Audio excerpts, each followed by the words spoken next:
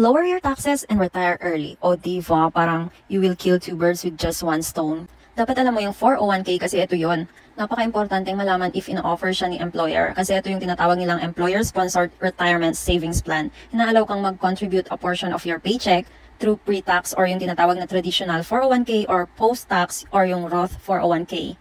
Yung focus natin for today's vlog is yung Trad 401k. Pero hindi ko sinasabing ilagay lahat sa 401k na traditional kasi ako mismo diversified yung account ko. Ito lang yung pag-uusapan natin ngayon kasi ito yung default sa mga employer. Mga moms and pops, laging tatandaan na kapag sinabing traditional 401k, yun yung pre-tax contributions. Kaya every cut-off natatanggal yun.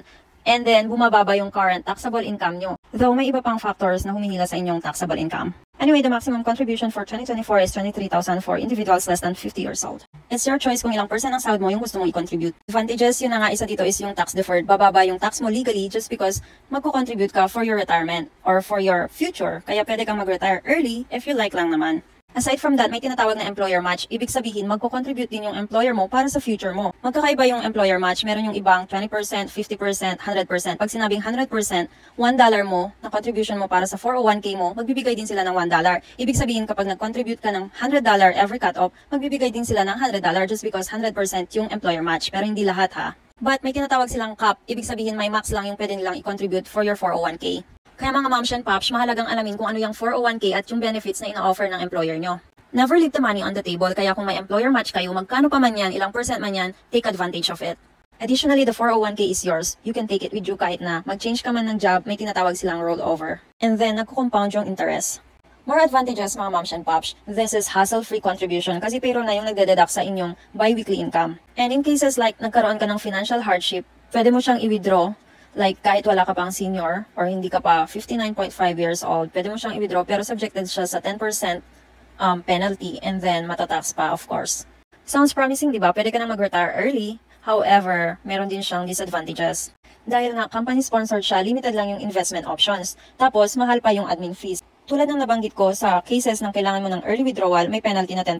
Last but not the least mga moms and pops is that kapag senior ka na, finally, pwede mo na siyang i-withdraw, may tax ka na. So, kung bababa yung tax, in the long run, advantage yan. Pero kapag tumaas yung tax, magiging disadvantage siya. Doon pumapasok yung Roth 401k kasi siya post-tax. Tapos kapag withdraw mo na siya, wala ka ng tax na babayaran.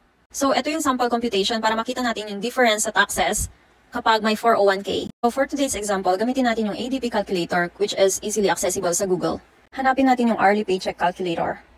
Since bi-weekly yung sahod natin and yung deductions, gawin natin siyang bi-weekly. And then, para mas madaling i-compute, 80 hours, yan yung full-time, like 40 hours in a week. And gawin natin 50 yung per hour. Next, federal taxes. Gawin lang natin no lahat and zero lahat para less complicated.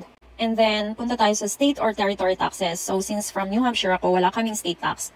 Papunta na tayo sa exciting part, mga moms and pops. Dito na tayo sa benefits. So, lahat-lahat ng health, Channeline, gawin natin zero para less complicated nga. Ang i-edit lang natin is yung 401k.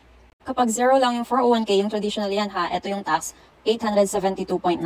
Yan yung malalas sa 4,000 na sahod. However, kapag pinalitan natin yan ng 5%, magiging 828.19 yung tax.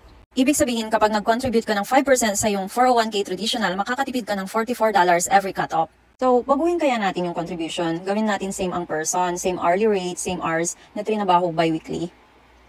So, same thing, 0-0 lahat. State, gawin nating pareho sa New Hampshire din.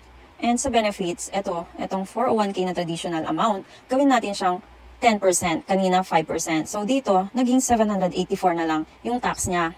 And what if gawin natin 20%? Magiging 696.90 na lang yung tax niya. O diba, the more you contribute, the lower your taxes and the earlier you will retire.